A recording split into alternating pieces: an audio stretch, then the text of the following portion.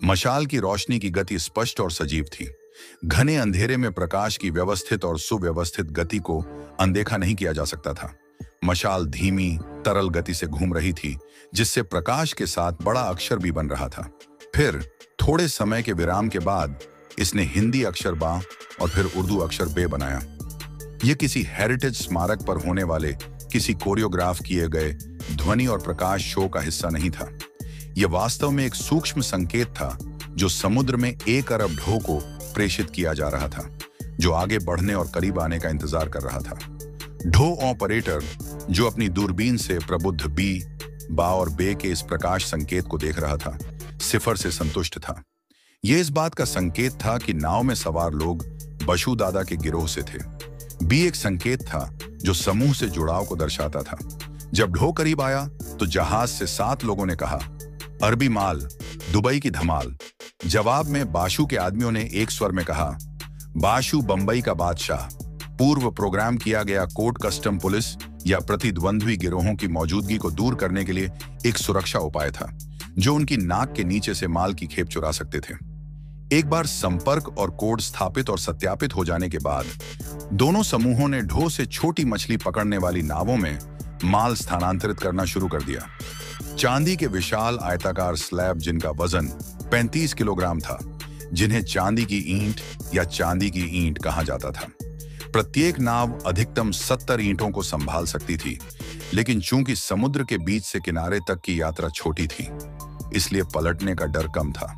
किनारे पर पहुंचने के बाद चांदी की ईंटों को जल्दी से एक जीप या टेम्पो में ले जाया गया। ढो में आमतौर पर 500 ईंटें होती थीं और ईंटों को मछली पकड़ने वाली नाव पर और फिर किनारे पर वाहन पर लोड करने में पूरी रात लग जाती थी। बाशु और खालिद किनारे पर थे, पूरे ऑपरेशन की निगरानी कर रहे थे। वे उन मजबूत आदमियों द्वारा जीपों पर चांदी की लोडिंग की देखरेख करते थे। किनारे पर उनकी उपस्थिति उनके लिए कई मायनों में महत्वपूर्ण थी। अगर उन्हें कस्टम या पुलिस अधिकारियों द्वारा अचानक छापे का खतरा होता, तो वे दूर से ही परेशानी को भांपकर आसानी से किनारे से भाग सकते थे। अगर खालिद इस पूरे प्रकरण से अचंभित था, तो उसने इसे जाहिर नहीं किया। यह उसके लिए पहली बार था। पहली बार उसे पता चला कि बाशु सोने की नहीं, बल्कि चांदी की तस्करी करता है। अब तक उसे यह एहसास हो चुका था कि बाशु कोई वैध व्यवसायी नहीं था। 1960 और 1970 के दशक में तस्करी को धन कमाने का शॉर्टकट माना जाता था और बाशु बहुत अमीर था, लेकिन खालिद ने कभी नहीं पूछा और बाशु को उसे विश्वास में लेने में थोड़ा समय लगा। उसे यह भी पता चल गया था कि बाशु वास्तव में तस्कर नहीं, बल्कि लैंडिंग एजेंट था। खालिद अर्थशास्त्र में स्नातक था और वह अनपढ़ बाशु से बेहतर बिजनेस इकोनॉमिक्स और लॉजिस्टिक्स को समझता था। बाशु ने खालिद को जो हिसाब बताया, वह हैरान करने वाला था। सोने के मुकाबले चांदी सस्ती धातु थी, लेकिन बाजार के रुझान के हिसाब से हर ईंट पर 10,000 से 15,000 रुपए का मार्जिन मिलता था। चांदी की हर खेप आसानी से 50 लाख से ज्यादा के मुनाफे में तब्दील हो जाती थी। भ्रष्ट कस्टम अधिकारियों और अन्य परेशान करने वालों की हथेली पर हाथ रखकर वे अभी भी 25 लाख रुपए का शुद्ध लाभ कमाते थे, जो 1970 के दशक की शुरुआत में एक असाधारण आंकड़ा था। और एक रूढ़िवादी अनुमान के अनुसार भले ही वे साल में 4 बार उतरते हों, वे 1 करोड़ रुपए की अच्छी कमाई कर सकते थे। और सोचिए कि वह 500 रुपए प्रति माह के वेतन पर एक पुलिसकर्मी के रूप में काम करना चाहता था। खालिद को हंसी आ गई जब उसने सोचा कि उसका जीवन कहां जा सकता था। सामान को प्रतीक्षारत टेम्पो और जीपों में लोड करने के बाद बाशु और खालिद उसकी मर्सिडीज में बैठ गए। गुजरात के वापी से बॉम्बे तक 172 किलोमीटर से अधिक की लंबी यात्रा थी। रास्ते में बाशु ने व्यापार की पेचीदगियों और सोने की बजाय चांदी में व्यापार करने के लाभों के बारे में बताया। मैं सर्राफा बाजार में सबसे बड़ा हिस्सा हासिल करना चाहता हूं, उसने शेखी बघारी। बाशु ने खालिद को दुबई में अपने संबंधों और रायगढ़ और गुजरात के तटों के पास अन्य लैंडिंग स्पॉट के बारे में भी बताया। खालिद ने ध्यान से सुना। वह सहज रूप से इस व्यवसाय की ओर आकर्षित हुआ। तस्करी कोई पाप नहीं लगती थी, इसमें कोई खून खराबा नहीं था, यह कोई अपराध नहीं लगता था। खालिद अपराध और गलत कामों से दूर एक ऐसी दुनिया से आया था। वह जानता था कि एक बार जब वह इस क्षेत्र में कदम रखेगा, तो यह उस दुनिया से बहुत अलग होगी जिसमें वह कुलीनता और नवाबों की दुनिया में रहता था। वह उस सभ्य जीवन शैली को अलविदा कह देगा जिसमें वह बड़ा हुआ था। लेकिन पैसे के लालच से कौन बच सकता है? यह कोई छोटी रकम नहीं थी, बल्कि एक बहुत बड़ा जैकपॉट था जिसे कोई भी जीत सकता था। कोई भी अन्य व्यवसाय या उद्यम एक बार में इतना पैसा नहीं ला सकता था। खालिद ने इस व्यवसाय में महारत हासिल करने का फैसला किया। उसने महसूस किया कि बाशु में अपनी कमियां थीं और अपनी पृष्ठभूमि और बाहुबल के बावजूद वह इस व्यवसाय को सीमित पैमाने पर ही संभाल सकता था। अगर खालिद को व्यवसाय में सुधार करना था तो उसे सबसे पहले सबसे स्पष्ट कमियों पर ध्यान देना होगा। उसे लगा कि तस्कर होना महत्वपूर्ण है, लैंडिंग एजेंट नहीं।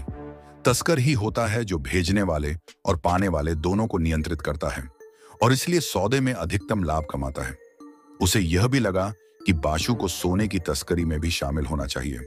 खालिद के पास एक तेज बिजनेस माइंड था और उसने अपने डील्स को आगे बढ़ाने के लिए सेटअप की खोज शुरू कर दी। एक अनपढ़ क्रिमिनल हानिकारक होता है, लेकिन एक एजुकेटेड क्रिमिनल घातक रूप से खतरनाक होता है, लगभग जानलेवा। स्मगलर बनने की खालिद की प्रवृत्ति और आकांक्षा ने अंततः पहले से ही लड़खड़ाती इंडियन इकोनॉमी में सेंध लगाई। 1962 में भारत चीन युद्ध ने विदेशी मुद्रा की निकासी की सीमा को स्पष्ट कर दिया। उदार व्यापार व्यवस्था को खोलना और उसे पनपने देना सरकार की योजना में नहीं था। तत्कालीन वित्त मंत्री मोरारजी देसाई, जो उस समय कांग्रेस के साथ थे, ने इसके लिए सोने को दोषी ठहराया। अगले 7 वर्षों में उन्होंने कई कदम उठाए जिनके बारे में उन्हें लगा कि इससे समस्या पर लगाम लगाने में मदद मिलेगी। गोल्ड कंट्रोल एक्ट पेश किया गया। 14 कैरेट से ज्यादा के सोने के आभूषणों के प्रोडक्शन पर बैन लगाने से लेकर बेहिसाब संपत्ति पर कर छूट के साथ गोल्ड बॉन्ड योजनाएं शुरू करने तक उन्होंने हर संभव कोशिश की, लेकिन कुछ भी काम नहीं आया। अंत में 1968 का गोल्ड कंट्रोल एक्ट लागू हुआ, जिसने नागरिकों को बार और सिक्कों के रूप में सोना रखने से मना कर दिया। यह एक कठोर कानून था जो सोना जमा करके अपना भविष्य सुरक्षित करने के व्यक्ति के अधिकार पर आघात करता था। जिन लोगों के पास सोने की छड़ें होती थीं, उनके लिए सोने के आभूषण बनाने के लिए उसे पिघलाना और यहां तक कि सरकार को इसकी घोषणा करना अनिवार्य हो गया। सुनारों को भी सरकार की ओर से भारी सख्ती का सामना करना पड़ा। वे 100 ग्राम से अधिक सोना नहीं रख सकते थे और यहां तक कि लाइसेंसधारी सोने के व्यापारी भी 2 किलो से अधिक सोना नहीं रख सकते थे। सोने के व्यापार पर प्रतिबंध लगा दिया गया। उन परिस्थितियों में सोने का वैध बाजार रातों रात गायब हो गया, क्योंकि ब्लैक मार्केट फल फूल रहा था। फाइनेंशियल एक्सपर्ट्स और अर्थशास्त्रियों का मानना है कि हमने आर्थिक प्रगति का एक दशक खो दिया, क्योंकि सोने के प्रति हमारी सरकार के जुनून के कारण हमने अन्य आर्थिक अवसरों को खो दिया और इससे भी बदतर उन खाड़ी देशों से सोने और चांदी की बड़े पैमाने पर स्मगलिंग के कारण हमारे आर्थिक संकट और बढ़ गए, जिनकी सोने की नीति उदार थी। कल्पना कीजिए, अगर 1970 और 1992 के बीच सोने की इस स्मगलिंग को लीगल कर दिया गया होता तो भारत में आयात होने वाले कुल इंपोर्ट का 70% हिस्सा सोने का होता। इसके बजाय भारत सरकार सोने की स्मगलिंग के दुष्परिणामों से जूझ रही थी, जैसे हवाला रैकेट और अन्य मनी लॉन्ड्रिंग योजनाएं, जिनका उपयोग देश में अवैध रूप से इंपोर्टेड सोने के भुगतान के लिए किया जा रहा था। कार में बशु के सो जाने के बाद खालिद का दिमाग तेजी से घूम रहा था। वह रणनीति बनाने और एक शानदार योजना बनाने के बारे में सोच रहा था, जो बशु को प्रभावित करेगी और उनके मुनाफे को कई गुना बढ़ाएगी। आखिरकार जब वे तेली गली में अपने घर पहुंचे तो खालिद ने अपना फैसला कर लिया था, लेकिन उसकी योजना में एक समस्या थी।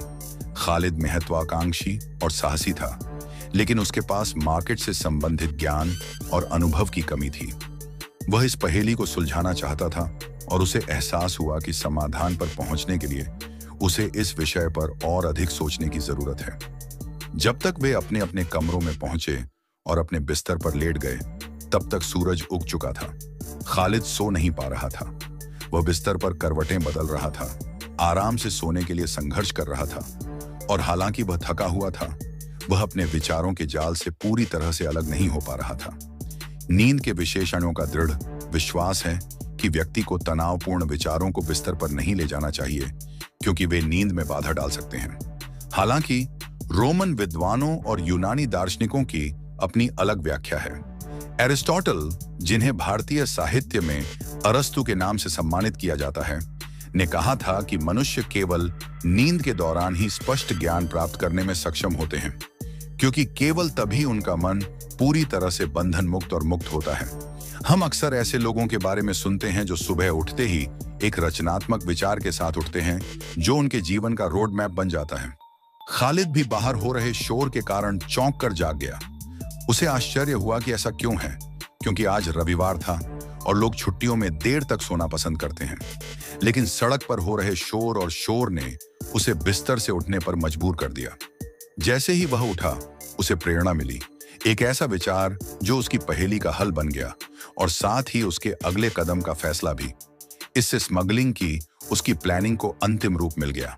खालिद ने तुरंत एक टाइट टी शर्ट और पतलून पहनी, अपने लंबे घुंघराले बालों को कंघी की ओर सड़क पर निकल आया।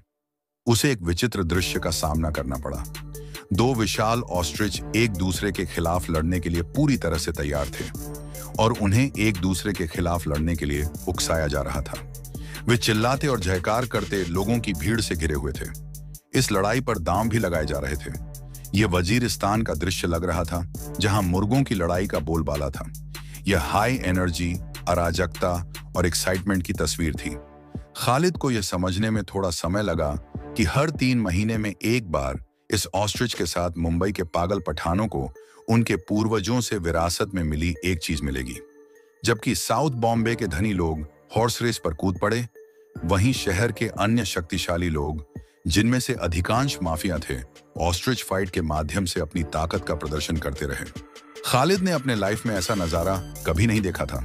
दरअसल उसने 2 पक्षियों के बीच इस तरह की लड़ाई के बारे में सुना भी नहीं था। उसे टर्की की लड़ाई के बारे में भी नहीं पता था, जो उन दिनों बहुत आम थी। दूसरी ओर ऑस्ट्रिच फाइट एक अलग ही खेल है। ऑस्ट्रिच एक भारी पक्षी है और उसका वजन कम से कम 100 किलो होता है। लात से एक जानवर और यहां तक कि एक आदमी भी मर सकता है। खालिद ने दुबई में ऑस्ट्रिच रेस के बारे में सुना था, जिसमें लोग घोड़ों पर सवार जॉकी की तरह शुतुरमुर्गों की सवारी करते थे।